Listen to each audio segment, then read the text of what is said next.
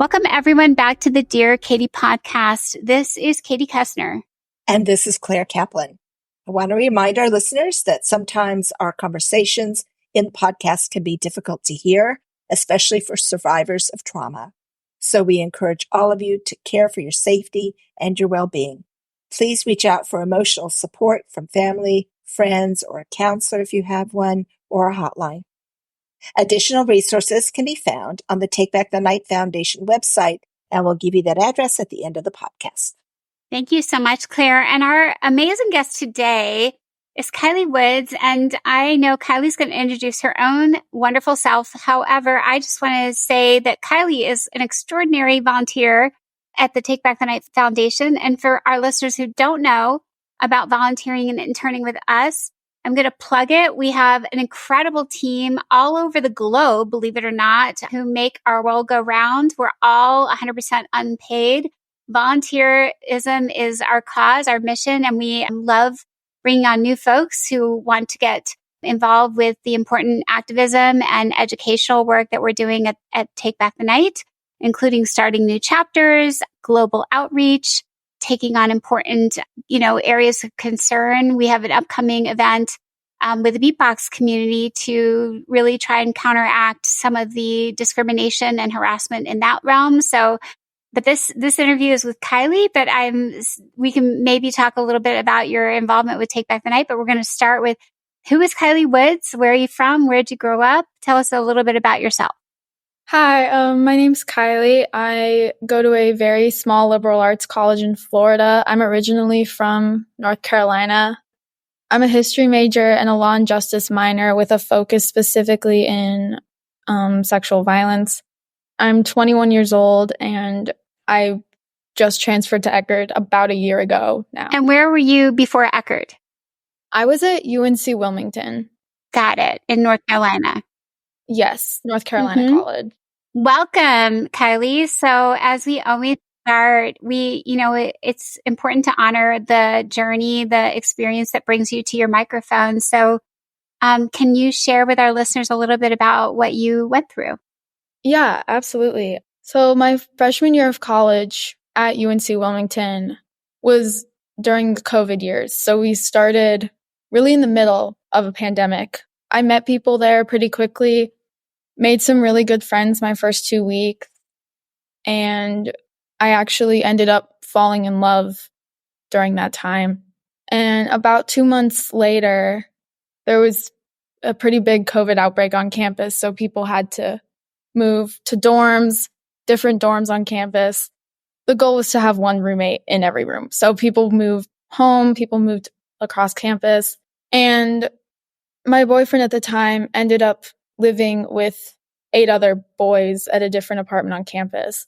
And my time that I spent in that room felt very what I expected the college experience to be. There were alcohol bottles on the cabinets. I mean, a lot of them, LED lights. The lights were always off. It was always dark in there. And we probably drank maybe every night, honestly. And there was one roommate who took an interest in me pretty quickly. He started acting like my best friend. He knew a lot about things that have happened to me in the past. He acted like a best friend, and he really knew how to make people feel comfortable around him, almost to a fault. And every night in that apartment was the same. We had mixed drinks. There was usually a movie on, usually Marvel, and people laughing. But I was never laughing. I never really felt like I was a part of that group. I never really felt like I belonged in that room. But I was 18 years old. I was young, new to college, new to being in love for real for the first time. And everything felt exciting, but also incredibly dangerous. And hey, Kiley, let's just take a break. That was a lot. That was huge. That was a lot. Yeah, I just want to give you a moment to breathe. And I wanted to also stop on and go back for our listeners. We're trying to take it all in, and we want to do a good job hearing you and honoring your story and your journey. So you're at UNC Wilmington, your first year, and did you say you have a roommate? I did my freshman year, but my roommate was never around. So your friend group was made up, and how did you meet this group? Like, let's back up a few steps. Okay, yeah. I met most of my friends, I guess, we went to the beach, and then there was a group chat with honestly, it was kind of a random group chat because it was made from our film class on the first day of class. And then that group chat invited everyone to the beach. And Kiley, just because a lot of people might not know where Wilmington is, like some people, like when they think go to the beach, they might be flying somewhere, but you can drive to the beach, Yeah. right? Right. Wilmington's on the coast. Yeah. Yeah, Wilmington's on the coast, so it was easy to get to the beach. I don't want our listeners to think that you were hiring a private jet. Because they wouldn't know. Like if you say we're going to the beach, like you could have been like, they might think you're a multimillionaire. You have like private jets and you're like ready to jet off to wherever you want. So we have this drive, and who's driving? Is it like carpool city or? Yeah, it was carpool, so several people drove. So they're a co-ed mixed gender group, and you meet sort of in film class, and you all decide to go to the beach. Yeah. So it's not based because you live near each other. It's like more class driven. Yes. Okay. So you all go to the beach, and then you start a group chat, and like you hang out at the beach for a few hours, like part of a day. Yeah. It was like a few hours that first day, and then people still hung out from that friend group, but mostly the friend group that I'm referring to in this story is my boyfriend at the time's roommates. And did you have the boyfriend from high school, or you met him at college? No, I met him in college. Okay. So this is a few months into your first year? Yeah. About 2 months. 2 months in. Okay. So we have now beach comes back, and you all have a chat. And so you start hanging out on campus or at bars, or like, where do you're in a dorm? It's mostly in a dorm just because it was in the middle of the pandemic and we were in the same dorm every night. Gotcha. So the pandemic had started, right? So, or did it kind of come in the middle of all this? It had started in, I guess it was March. It started in March of my senior year of high school. So that was like mid-pandemic. So you came in, the pandemic had already started. And so they had you scattered out a bit in terms of your living. Yeah, we had to they wanted us to have more space from each other. So there were like rooms with one person, rooms with two people. Like they just wanted more space. Got it. Thank you. But they let you party in one room sometimes, or did you have to sneak in? There was a lot of sneaking in. Not a shock. No, but a lot of if I would get there in the morning to their apartment and usually stay all day, sometimes all night. So it wasn't, as long as we didn't leave the room, which we rarely did, no one would know. And so were you all whispering? Like, how did you not keep the noise down? I mean, there wasn't a whole lot of talking. Everyone was very quiet and kind of engaged. Okay. In the movie or their homework or whatever. But eventually you all would end up drinking. Yes. Okay, so this is like most nights. So now I feel good. We've got a picture going.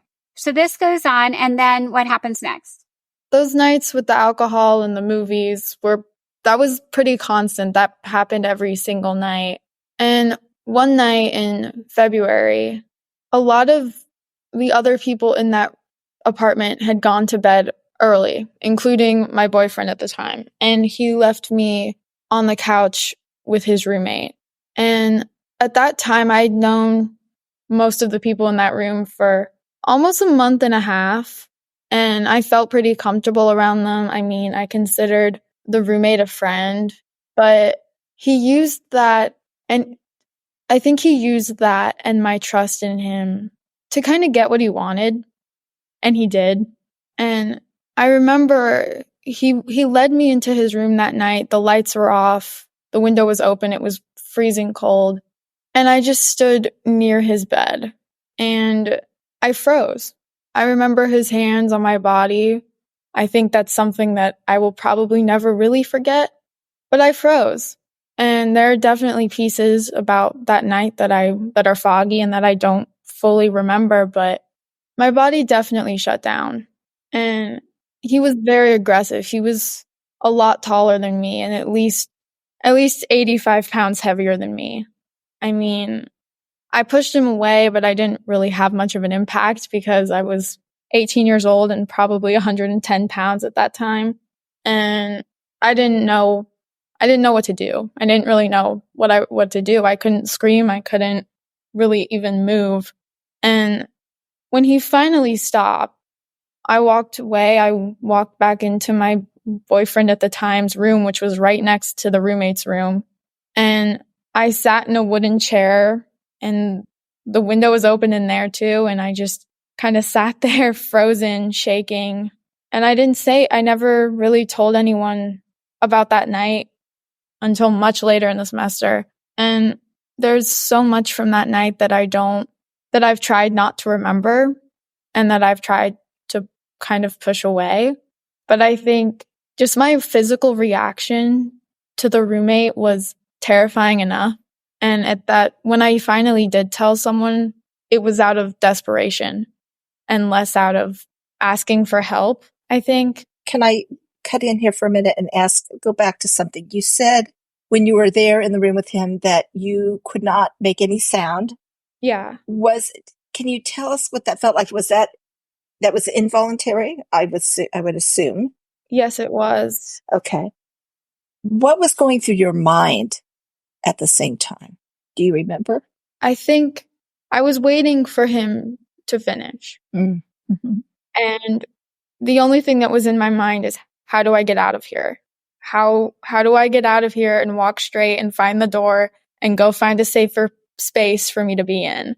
And I was looking at the door the whole time. And I was looking at the doorknob so I could see in the dark and find the doorknob and get out as soon as I could. And I think that was almost like an unconscious action almost, because I just did it and I left. Like, it wasn't really something I had to be present for. I just got out as quickly as You were kind of dissociated, I guess. Completely. Yeah. But at the same time, you were strategizing when you were entrapped there of your escape. Thank you for that. I know that's hard to get in touch with. And so you never told your boyfriend, it sounds like, or didn't, at least then. Not at that point. He was asleep. I didn't wake him up. I didn't really do anything. I just crawled in bed and tried to go to bed, but it took me a while to fall asleep that night. Can I ask a different question? Right when you said that, and Kiley, you're doing so wonderfully. Thank you for being so thoughtful and patient with yourself. I know so many of our listeners have been through exactly the same thing, including myself. So let me just think about you laying in that bed, because I myself didn't go back to my dorm because it happened in my dorm. So I left and I couldn't sleep on a bed for a long time. Like, I could sleep on a couch, and I couldn't sleep near walls. And I'm also thinking, like, laying there, I couldn't even sleep at all. When you said I couldn't sleep, you said that. I said, I will tell you, Kiley, I didn't sleep for a day and 2 days, pretty much. I didn't even sleep. I was a zombie. So, I'm trying to remember, like, you're having, like, what were you thinking? I think my mind was on hyper speed. Like, it was racing through what just happened and how and why, and like a zillion million, my body, did I hate it? Was it gross? I was like, I don't know. Can you remember some of the things that kept you awake? I was trying to calm myself down because I was shaking so badly, but also kind of drenched in sweat, and I couldn't really breathe. So I definitely couldn't really talk. And then it just got to the point where I was so tired and my body physically hurt at this point because of how violent he was. I just tried to crawl in bed, and I was near a wall, which was scary because it was such a small space, and it was really hard for me to try to fall back asleep next to someone who I, in that moment, think part of myself was blaming him for going to bed early and not taking me with him, because I mean, I was also thinking, what the heck did I just do? Was that my fault? Did I tell him to do that? Did I ask for it? Did I signal him in some way that I wanted my ex-boyfriend's roommate to rape me? I mean, it was more me questioning myself than what I had just experienced. Questioning what's wrong with me and blaming myself for being not really open to that. I don't think that's the right word, but for kind of putting myself in a position to get myself hurt in that way. I just blamed myself for it, even from that first night. Let's think about that together, Kiley. You know, I hear that's so normal, blame yourself. But when you go back, now it's been a little bit of time.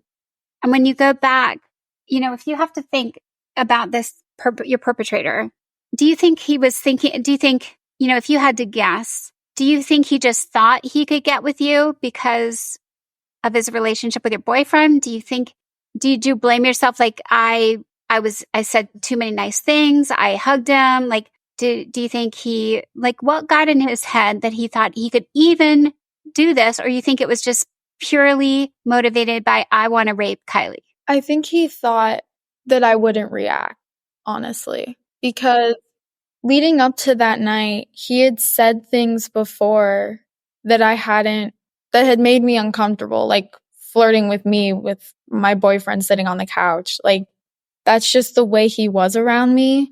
And they had made me uncomfortable, but I didn't entertain those things. I didn't entertain what he was saying at all.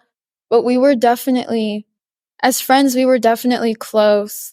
And until that night, I would probably say that he was one of the closest friends that I had had up to that point. So I felt safe around him. But also, he had crossed a line much earlier than that night. And I didn't react. I didn't respond. I didn't really do anything to kind of push against that because I didn't think I needed to. But I mean, clearly I should have. Well, that's an interesting thing you just said. You should have, when sort of, as Katie pointed out, I mean, it's more complicated, right? You trusted him.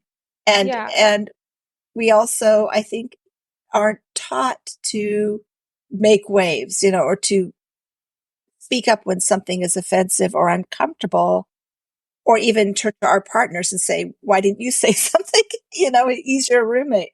I just thought it was obvious from my situation in that room with my boyfriend, who I loved very dearly, that I don't need the roommate's attention. I don't want it. I don't need it. I thought that would be clear from the fact that I was there with my boyfriend almost every day. And I don't know about his motivations. I can't begin to understand or even try to guess what was going through his head that night, other than at that point, I think he had convinced himself that she wants this. Yes, I think you're right. And yeah, I don't think that I gave that idea at all. Well, and that's the interesting thing, that when someone is looking for something, this guy looking for signals from you, when you're not giving signals, they can interpret things the way they choose to interpret them because it's what they want to see or hear, and it's not really what you're doing. And it's I mean, it's so sad because this scenario plays out over and over and over again, right? In college dorms and fraternity, so many locations. And in all the years I worked on a college campus, I heard this story, and I was thinking, what are we teaching? What are we teaching? We're trying to teach prevention, but it's like, what are we teaching? You know? And I wonder, and you blamed yourself. Yes, as Kitty said, that's so normal, you know, after this. But how did that play out for you after that? After that night, I was encouraged to report what had happened. Who encouraged you? One of the other roommates' girlfriends at the time. She encouraged me to report, and even another one of the male roommates in the room encouraged me to report. But I didn't really know what that meant. And honestly, and they were the ones who called campus police and the after hours helpline at our counseling center on campus. They made those phone calls. And I spoke to those people on the phone. We spoke to a campus police officer outside our on-campus Dunkin' Donuts until about 3 a.m. And he asked me for my story 5 or 6 times, and he seemed unconvinced. And by that time, it was 3 a.m. I was exhausted. And sometimes at that point, it was even hard for me to believe what I was saying because I had said it so many times that it felt insincere a little bit. Yeah. And that was about a month after. And even then it was just, I hadn't processed any of it. So I didn't really know how to talk about it. And I wasn't ready to tell the police about it or even a counseling center. That self-doubt, the fact that you have to repeat the story over and over again, and even the slightest tone, the way questions are formed or phrased can create that sense of doubt. So it's easy to see how you would it would almost get in your head, you start questioning yourself, right? Yeah. But by far, my family's reaction hurt the most. I did tell my family about it eventually. And then I would call them from time to time after I'd told them what had happened and what I'd gone through. And their responses were, they lacked support. They said stuff like, "Aren't you over that yet?" And that was just, and I have an older brother, and we've always had a strong relationship, but he didn't believe me. He actually he definitely blamed me for what had happened to me. And that was my first real experience with victim blaming. But I also never thought it would come from my own family. How did that feel? Incredibly isolating. It still does. They know the work I do with TBTN. They know why I'm doing it, supposedly, but they don't accept it and they don't like it. And they also don't want to talk about it, my work I do with the organization or my experience in Wilmington. They won't even breach the subject. Wow, Kiley, I'm hurting for you. Yeah. It's just hard because I was silenced in my own house before I even got to use my voice. And that was by my parents and someone who meant the world to me and who had been my best friend for most of my life. And I was silenced by them. I'm so sorry. Yeah. Where are you with them now? No change? No change. But at least you're in Florida. You're far away from North Carolina. Yeah. Right. Let's navigate that part because, I feel like our stories are a lot alike because as you know, Kiley, I don't have support either. Yeah.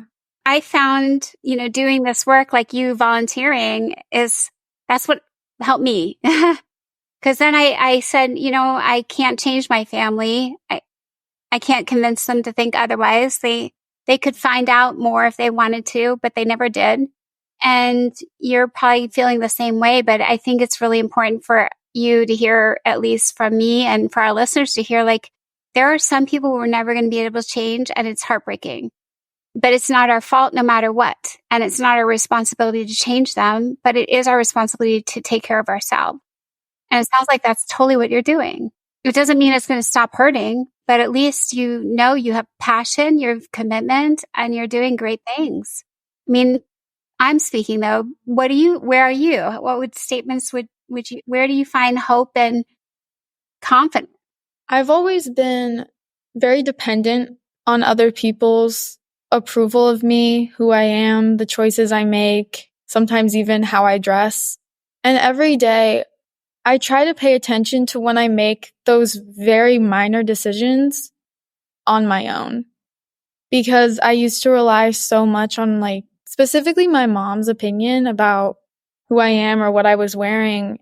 And when I stopped asking her those questions all the time, I feel like just those small things helped me get some of my control back and helped me realize that I don't need to seek approval. I don't need people to always to give me that validation. I don't need that from an external source. I need to be comfortable with me. I need to be able to make those small decisions for myself. I don't need to call home every time I have to pick out a dress. I love that. That is awesome. I know. I love it. Absolutely. As you practice that, it's going to get easier, but also you'll be making more decisions that are bigger than, say, what am I going to wear today? Yeah, it's progress, baby steps.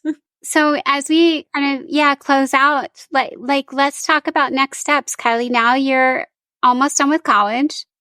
You went through a ton. Yeah. You're like making awesome choices. You're on the Take Back the Night team.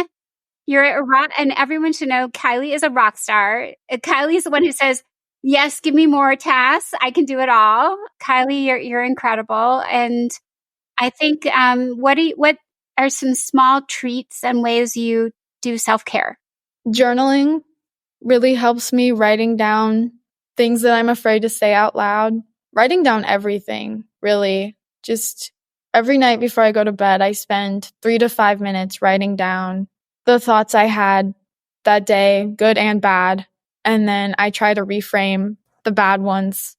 Instead of saying, I'm so stressed out, maybe I'm taking things one step at a time. Or if I have a ton of stuff on my to-do list, I look at the first thing and then I move down and I look at the second thing and I focus on that. Also, keeping my body moving, going to the gym makes me feel stronger. Makes me feel a bit like a badass, which is fun because I'm not used to feeling that way. What do you do at the gym to do badass? I'm picturing you and you're like superstar workout outfit doing pumping weights. Like what? I don't know. What are you doing? I have a workout regimen that's like, I do total body almost every day. And then I focus on one specific muscle group. So I'll do full body arm focus one day and then full body leg focus the next day. And I just alternate. Badass is good. Badass is good. Anything like, well, what's next, Kiley? What do you think? That all of those are fabulous. And listeners, take notes from Kiley. Kiley has like gone through it all, done it all by herself, like had a college that didn't give any guidance and navigated it all. Like, I'm so proud of you. Thank you. But so what's next on your dream docket? Like, what do you want to accomplish? I know you're working with us. Maybe you'll just stay on the team forever. Honestly, I would love that. Well, we'll just have to keep fundraising so we can afford you. But we'll figure it out. I'm realizing that for our listeners, Claire says that every single episode, we are all volunteers and it's no lie. But someday we should actually have some fundings for the amazing work that we're doing so that we can afford to keep people like Claire and Kiley on the team. It's really important that we do that. So shout out about us if you're a listener, please, on your social media. And there's a ton of different campaigns. We always have some going on to help people. But, Kiley, beyond this cause, like, what do you think you'll stay in Florida? Do you want to travel? Do you want to just, stay in this field beyond, like, any immediate plans for the summer? Like, I know it's hard to think about much beyond college graduation at this point, but, where do you see yourself in 10 years? I'd like to do personal injury law and work. I would like to work with victims of sexual violence in any and all ways that I can, but specifically from a law perspective, because I think every survivor has a different definition of justice. And I think that if I can play some role in helping them find justice, then I think I've done exactly what I'm called to do. I think being a survivor is an everyday experience. I think it's something that will always impact me. I think there will be days where I remember everything about that night in Wilmington, and I think there will be days when I remember nothing about that night in Wilmington, and I think it changes daily.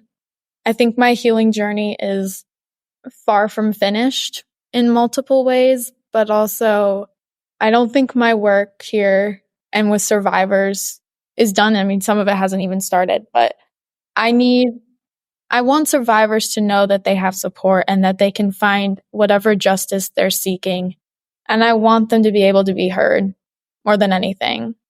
I want people to know the stories. I want people to believe the stories. A wonderful aim. And it sounds like you're on that path to be part of that change as you are working with the Take Back the Night Foundation, but even in terms of your career goals, which are awesome. Very awesome. Thank you. Yes, absolutely. Well, Kiley, is there anything else you could say to our listeners about being on the foundation's volunteer team, just to close out, or any other closing thought? When I first learned about Take Back the Night, to me it was this kind of fantastical thing that I would probably never get the chance to be a part of or be able to work with. But all I did was Google the foundation, and I reached out through a form online, and I was honestly surprised and very emotional to get a response and be able to have the opportunity to do this kind of work with people who, to me, when I found Take Back the Night, were like superstars. I was so proud of the work that organization and other organizations like it were doing. But to me, Take Back the Night was like at the top of my list of future goals. And I'm honestly surprised, honored, and empowered to be able to be a part of that team. For real. Well, we are delighted to have you. And thank you so much, Kiley. And we will keep our journey going for sure. Yes, absolutely. Claire, would you kindly close us? Certainly. Thanks, Kiley, for sharing your story with us. It's so powerful, and I know that a lot of our listeners will relate to what you've had to say, for sure. So, again, thanks. And thanks to our volunteers, including you, who make this podcast possible, because we couldn't do it without you. And thank you to the listeners who are here to bear witness. Very important. You are the part of the stew that's necessary. So help us help other survivors by subscribing to the podcast and sharing it far and wide on your social media and with your friends. Please follow us on our Facebook page and our Instagram page. If you need support but don't know where to find it, visit takebackthenight.org for a list of resources and how to contact our legal support hotline. Remember, self-care is essential to healing and to thriving. Thanks so much, Claire. And again, Kiley, thank you for being the badass you are. And you inspire all of our listeners, I'm sure, no matter how old they are, where they live on the globe, but we can all be badass in our healing, and so much be, taking notes from your comments today. So together we will continue our healing. We will shatter the silence and end the violence. Continue to listen to the Dear Katie podcast, and please tell everyone you know about the Take Back the Night Foundation. Thank you, and take care.